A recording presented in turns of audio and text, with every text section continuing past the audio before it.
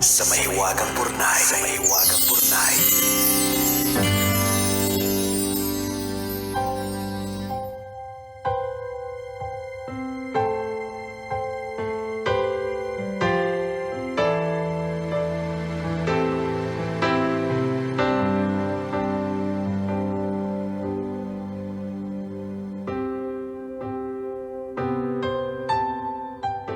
Dear kumikinang na tambalang Nicole Liala at Diego Bandido. Itago niyo na lang po ako sa pangalang Jordan, isang registered nurse dito sa Amerika. Ay! Jordan! George!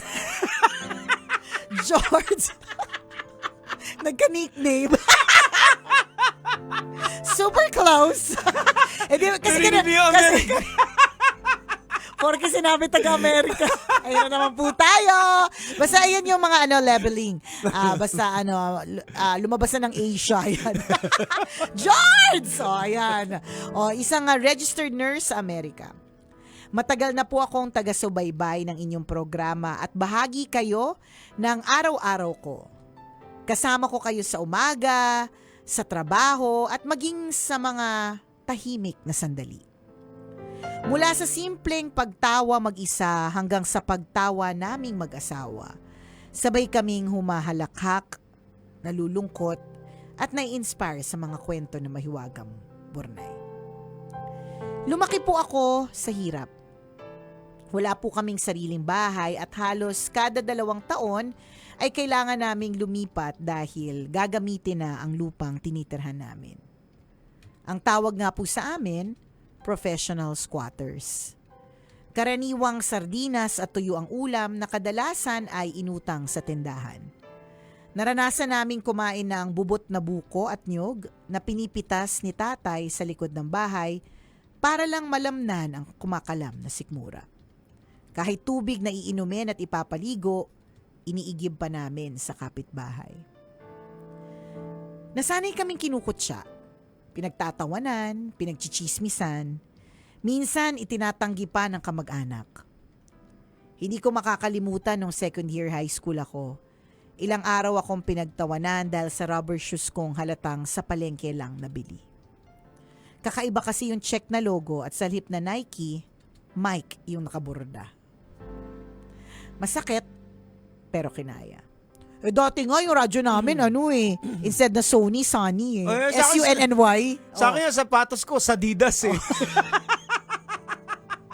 Dati nga yung Abayanas ko. Basta di ko makuha yung spelling. Parang Abayanas, naging pataga Pampanga. Walang letter H. Nakakaloka. So, chill ka lang, George. We're in the same, We feel you. We know how you feel. Pagka-graduate ng high school, kumayod na ako kung saan-saan. Naging tagahalo ako ng semento, tagahugas ng pinggan, tagabili ng sangkap sa restaurant at nursing aid sa ospital. Sa kabila ng hirap, nagpapasalamat ako sa Diyos dahil binigyan niya ako ng tibay ng loob. Natutunan kong huwag magpaapekto sa pangmamaliit ng iba. Pasok sa isang tenga, labas sa kabila. Kahit harapan akong pintasan, ngingiti lang ako. Kasi hindi man ako relihiyosong tao, lagi kong naalala ang katagang ang nagmamataas ay ibinababa at ang nagpapakumbaba ay itinataas. Masipag lang po akong mangarap at magsikap. Walang pinipiling trabaho at walang reklamo basta marangal. Natutunan kong pahalagahan kung ano ang meron ako habang patuloy na nangangarap ng mas maganda. Kapag binabalikan ko ang nakaraan ko, hindi pa din ako makapaniwala. Biniyayaan ako ng Diyos ng isang napakabuting asawa na naniniwala sa akin at sumusuporta sa lahat ng laban ko sa buhay. Dahil sa kanya, ako ay isa ng lisensyadong nurse dito sa Amerika at may masayang pamilya. Hindi man marangya, hindi naman kinakapos. Kung dati nagtutulak ako ng kariton, ngayon nagmamaneho na ako ng sarili kong sasakyan. Kung dati pinagtatawanan ng sapatos ko, ngayon hindi ko na mabilang kung ilan ang meron ako. Dati tumatakbo lang ako kapag hinahabol ng aso. Ngayon sumasali na ako sa Run for a Cause. Sa mga kapwa ko tambalanista, nais ko lang iparating na hindi permanente ang hirap. Maaaring mabigat ang pinagdadaanan natin ngayon, pero hindi ibig sabihin doon na natatapos ang kwento natin. May kanya-kanya tayong oras. At higit sa lahat, may mas maganda at mas malawak na plano ang Diyos para sa atin. Maraming salamat po sa pagbibigay daan sa mga kwentong tulad nito. At sana ay kahit papaano makapagbigay ito ng pag-asa at inspirasyon sa iba. Ang inyong kumikinang na tagapakinig, Jordan.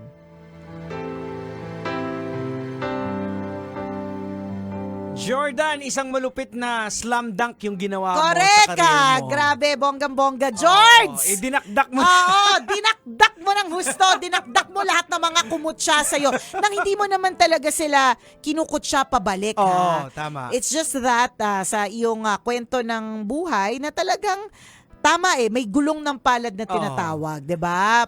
Umiikot. May mga tao na kagaya ni Jordan na yung mga pang-aalipusta, yung panghahamak, ginagawa nilang fuel yan. Correct. O Yun na ang kanilang someday, drive. Oo. Papakita ko sa inyo. At actually, isa sa mga naging ano ko rin din yan. Kasi kahit even my own family dati, ay, andiyan ka na naman dito. Wala kang patutunguhan. Ayan. So, wala lang. Hindi ako nagtanim ng sama ng loob. Gaya din siguro ni Jordan. Kaya na-bless din siya. Kasi ginamit ko ako na fuel na someday, papakita ko sa inyo, mali kayo. Correct. So, nakakaharap ko pa rin din sila na maayos, pero yung iba wala na. Pero hindi ako nagtanim ng sama ng loob. At parang ganun din naman si Jordan. Oo. Alam mo, totoo yan yung sinabi ni Jegs na yung mga pangkukutsa sa atin o yung mga kahinaan natin, maaaring ito yung magsilbing fuel natin para tayo ay mag-move forward. Yes, oo. Alam mo, naranasan ko yan at an early age kasi ang itsura ko dati ay kamukha ako ng yung jowa ni Papay, si Olive Si Oil. Olive. Super payat. Patpatin talaga na ang haba-haba ng leeg. Oo, parang ganyan. Correct. Kung alam niyo po yung tunog na yan, malamang may gout ka na! So, hindi ko yung makakalimutan na basta ang payat-payat ko, tas talagang ang itim-itim ko talaga na basta chaka bells to the maximum level. Na-realize ko na yun yung fuel ko para mag-aral na mabuti. Bukod sa alam namin hindi kami mayaman. Wala namang kumutsang kamag-anak, pero alam kong parang, kasi scholar ako So alam kong kumpara sa aking mga kaklase, talagang ako talaga yung alin ang naiba, di ba? Talagang ako'y naiiba kasi dati sa school namin, yung mga nakakapag-aral diyan, yung talagang mayayaman sila. Ngayon kasi madaming nakakapag-aral na kasi nakapag-OFW na yung mga magulang. Ito talaga nung time namin ang mga shindero. Mga talagang mga alta talaga.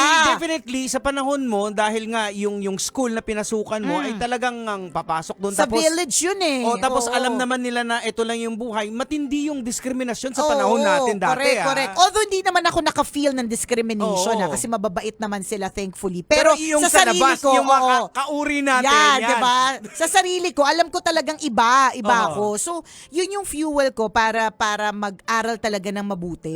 Bukod sa hindi na nga ako masyadong maganda, hindi pa ako mayaman, diba? Tas hindi pa ako matalino. Ano na? Ano nang natira sa te? 'Di ba? Syempre umaral ka na mabuti para umangat-angat ka naman. And ang kagandahan nun is nagamit mo naman yung katalinuhan mo, hindi nga lang sa love life at hindi nga lang sa pera kasi nasa scam tayo dyan dati, 'di ba? Pero ito yung fuel o yung drive mo para, to have a better life. Parang ganon. So same with Jordan. Ganyan na. And I'm sure ikaw habang tingin ko pinapakinggan kabatch mo. natin to si Jordan. Ko. Baka magkakasabay lang tayo dito. Di ba scholar ka? Oo, scholar. Ako naging scholar din naman ako tingnan mo. Baka si Jordan naging scholar din to Ba't tropa natin yan? Ito na nga Jordan magaan talaga yung loob ko. Ito lang ang sasabihin ko, baka hindi pa namin nasabi ni Diego. Sama-sama tayo nung mga bata pa tayo. Ngayon nasa Amerika ka na. Ano na? Beka naman, Jordan. Beka naman, panaiki ka rin naman dyan, di ba? Pero ang ganda ng kwento mo. At saka, again, yung last statement ni Jordan, yung sinabi niya about kung ano man yung pinagdadaanan mo ngayon, malalagpasan natin. Hindi po ito yung ending ng kwento. It's also very applicable sa nangyayaring fuel crisis sa ating bayan. Hindi naman po ito yung ending. Correct. Oo. Huwag nating isipin na ito na, katapusan na po talaga ng Pilipinas. Wala na. It's the end. Hindi. Hindi pa po. Pag hindi pa happy, hindi pa ending. Ending. Diba? Ayan. So, malalagpasan at malalagpasan rin Correct. din. Kasi So, ang buhay ay parang gulong. Ayan. Umiikot po siya. Huwag kayong mag-alala, nandito naman ang Love Radio kasama mo. Ayan. Kasama mo! diba? Sa mga bagay-bagay, sa buhay-buhay. At ang Ayan. nagustuhan ko lang dito sa paglalahad ni Jordan ng kanyang kwento, wala siyang sinabing tao na sumama yung loob Oo, wala niya. Walang ganun na parang balang araw. Hindi Oo. wala Kwento niya na may mga kumukot siya. Mhm. Kasi yun naman talaga ang parte ng Oo. kwento, di ba? Pero hindi para balikan niya at Oo. sabihin, eto na ako ngayon, Ayan, di kasi ba? ako pinapakinggan ko yung pag-progress ng kwento niya. Wala siyang mga talagang babalikan ko, ipapakita ko sa kanila. Correct. Walang ganun eh. Galing nga So parang eh. yung journey niya, eto yung mga naging fuel niya sa journey niya. Kaya ngayon, nasa Amerika na siya. Yes. O, At pag masayang bumalik ka dito pala, Oo. Sasabihin ko sana, wow, may pang-Amerika. Sabi ni Diego, pag nagkita tayo. Hindi, pag nagpadala ka. ng pang-pa-Amerika. Diba? Ako, iniantay pa natin. Di ba may nag-pledge sa atin ng donut? Oo, meron. Actually, kachat ko na eh. Ah, talaga ba? Oo, na humingi na ng address eh. Kailan to? Oh, Next week. Oh, hindi ko alam kung kailan. Basta alam mo na. Basta, alam mo na kung sino ka man, di ba? Hindi kami naniniwala hanggang wala pa dito yung donut. Ayan. Ay, nakaka-lurky. O siya, salamat na marami. Yan. Thank to you, Jordan. Thank you. What a heartwarming story. A nice way to end the week of Yes. Easter. Aha, Yan. So, ayan. salamat na nga marami sa'yo for sharing your story with us. At kung ikaw, Kabisyo, meron ka rin kwento na gusto mong i-share sa amin, pwede mo kaming i-email. Send your stories at mahiwagangburnaystory@gmail.com. Hanggang dito na lang po ang tambalang kumikinang. Muli ako pong kumikinang ulo, Diego Bandido. At akong kumikinang ina mo, Nicole Liala. Kailangan pa bang i-memorize yan? Basic! Ayan, Jordan, thank you. Nakakatuwa yung kwento mo. Ang ganda ng mga lessons. Saka Akalain mo yung taong walang bahay, Correct. nakarating ng Amerika. Tama, yung dating nagtutulak ng kariton, Oo. 'di ba? Yung dating tumatakbo kasi nahabol ng aso. Oo. Kasi ba't kayo nahabol ng aso? Buto-buto. Oh, 'Di yung ba? dating sapatos ay Mike. Oh, 'di ba? Ngayon tunay na Nike, hindi mo pa mabilang. Oo, padala mo 'di ba? dito yung iba. Oo, bato mo dito, yung mga hindi mo na mabilang, ha? Size 7.5 si Papa Pindot or Oh, 8, pwede ayan, din. oh. Ikaw. Baka Ako, size 9, size 9. Ayan, Oh. yan. Yung misis mo, anong size? Kamo size 7.5 rin ako or 8. Ayan. O tama, mag-a-anniversary pa naman kami. Kaya nga, Oo. di ba? O siya, salamat ha. Salamat. Ingat kayo. Jordan, ingat ka ha. Ingat. God bless. See you soon. Bye. Bye mga kabisyo.